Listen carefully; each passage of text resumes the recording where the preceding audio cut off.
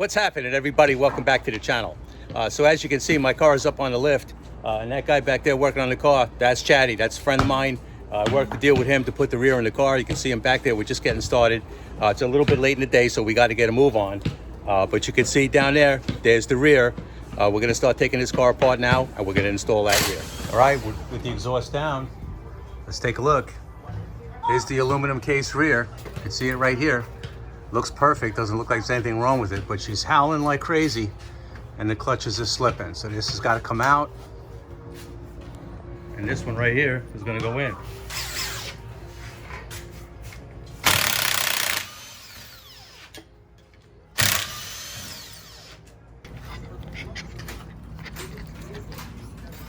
Say hello to Bruno.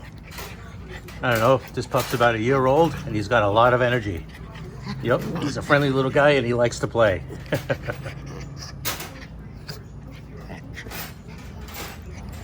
All right, so here we are at this point. We're ready to drop the old rear down.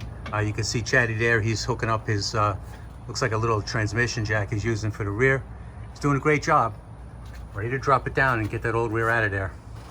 And you can see up in there, we got the Steeda differential bushings. Now, those are the 12-9 upgrade bolts. A little bit of a pain to get them out, but we're going to get them out. We're going to drop this rear down.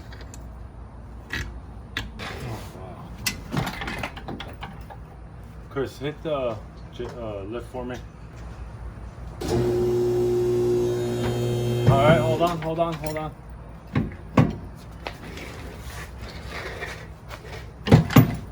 All right, come on. Hold it. All right, nice work. I mean, come on up all the way.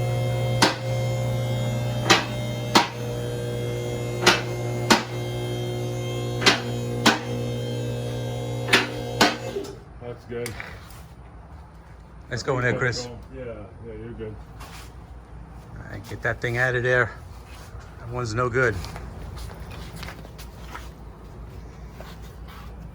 There you can see the difference, guys. This one's got an aluminum case, and that one's got the cast iron case. I'd say that one with the cast iron case is much stronger. Oh, that's good. Oh, it's lighter than the other one. Yeah. Right? How could that be possible? Okay, we're gonna put that one in there now. 800 miles on that rear. No, we're just gonna leave it right here for you.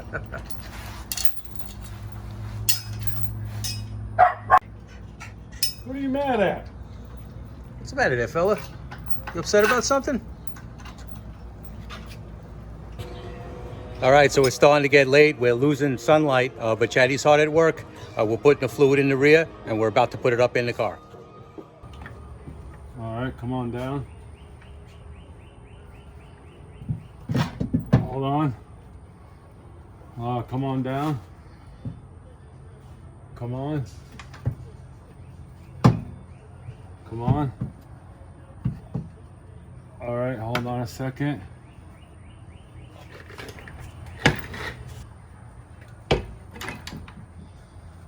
Come on down a little bit.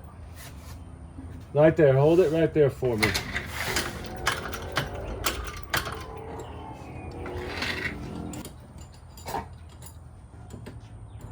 So you can see why I decided to not do this in my garage.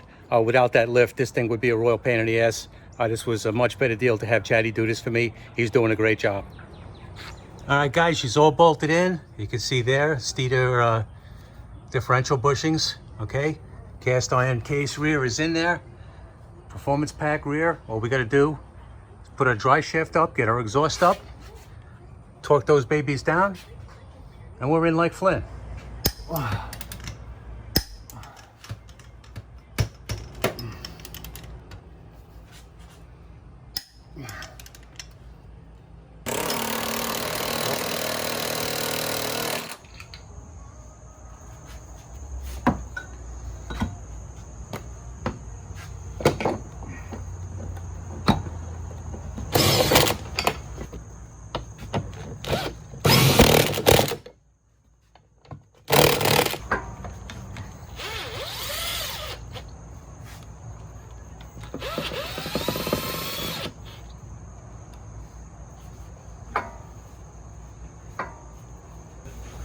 Oh, this is Let's get this baby in there. all right, hold on. Bring it in towards you a little more. Babe, right now. Hold on.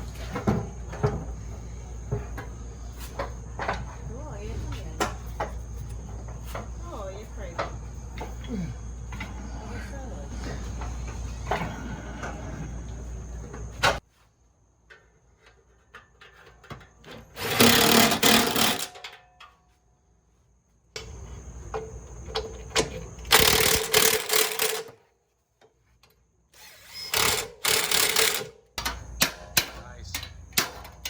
I know what the guys are gonna say. What the hell is he hammering on, right? Well, sometimes you gotta hammer on shit, all right? Persuasion. There you go.